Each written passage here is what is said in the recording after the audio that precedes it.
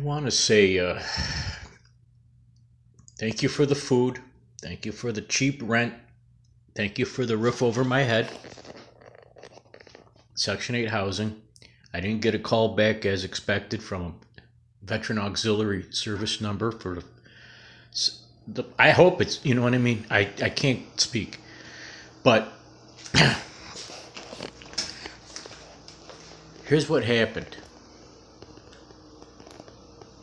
Okay. Here's what happened. And this is what my view is. While I put my head back in my shadow box. Tsar Nicholas and Alexei, St. John, St. Joseph. Okay? I didn't know I was going to have news today. It was bad. I went to look at my power bill. I was already applied. The voucher came in the mail, accepted for the IHEAP HEAP allotment on November 2nd, after it took all that time to get the appointment on the 1st. The bill is due on the 18th. I owe approximately $250 area again, after making the down payment of $114 to keep the power on to current on November 1st, period. So it ends up, they did not pay the bill. I called the community center, and an unintelligible black woman answers the phone, and she tried to tell me bullshit that, oh no, they don't pay it for another 45 days. And I said, what are you talking about? I just got the voucher in August. They had it promised within the next, on the spot, that they made the call to the JEA to make sure that I wouldn't be shut off power with a shut off notice. But in August, now in this attempt in November, they didn't let me speak to anybody physically. I had to wait in the waiting area downstairs. They took my paperwork with a security guard upstairs. I never saw anybody physically. And I was told everything was fine, and they processed it. And then I find out they didn't pay it. Now, this was today. Now, here's the statement. The issue is, I called immediately, right after that call, to the community action number that processed the HUD HEAP HEAP allotment for me. And I contacted the veteran service number for veteran services. I think it's Veteran Auxiliary in Orlando, Florida, as given to me by the Red Cross prior to this date for the debacle that occurred in the first of the month, November, that they were shutting off my power. I was supposed to hear back from somebody. Nobody called me back. Close of business. That's the truth. The truth. Now,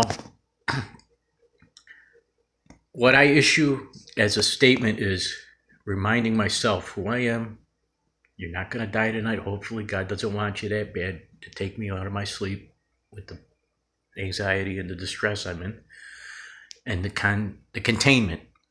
Now, I approached earlier today my building manager. This is peripheral, but relative. The woman who I did some apartment help for, working clean, as a side hand for a little while. I made a few different amounts that I have deposited to pay that electric bill on November 1st. She let me work a few hours on and off, and I asked her if I can get a W-2 for it. I'd be happy to report it to the housing authority. It was a one-time only for a short couple weeks. It shouldn't have been an adjustment to my rent in any capacity or anything. It was well under any kind of concern for me for any Social Security or any kind of penalty to earn an income as performing some kind of small service for the building while the building was flooded for a hurricane. So it ends up, she said, no, I can't get the allotment W-2 to be included formally, which would be included normally for an earned income credit for my tax purposes. And that's that. And I'm at my wit's end. And I know I look like an asshole to everybody. Believe me, you guys look more like them to me than the dead people walking to me, but I put up with you. I ate my good food. I bought a piece of salmon with the left. I have still a decent amount of food stamps on my EBT. I thank you for brokering deals for people like me to have an opportunity to have a meal. We don't feel that we're worthy to be a member of society, to be employed or shared meals by any phone calls or return calls for services or concerns for us in any shape, manner, and form. My stomach's a little bloated. I had a nice couple glasses of berry aloe juice with the fish and some mushrooms, a little bit of cheap butter, margarine combo. And I'm thankful. I'm very grateful to be alone tonight and to choke myself like I'm doing in physical body language, just as sign signals. You see what I mean? I'm choking myself. And then the other thing would have been I would have had my hand over my heart with my pen in it and my phone, instead of what Obama did, where he put his other hand over his heart with his wife, or didn't put his hand on his heart at all for the Pledge of Allegiance while he looked at the American people. So I'm going to say I don't have much feeling left for the bullshit. If I play the guitar again later, I hope to. I want to play. I want to do a lot. I'm hotsy-totsy. I feel pretty good.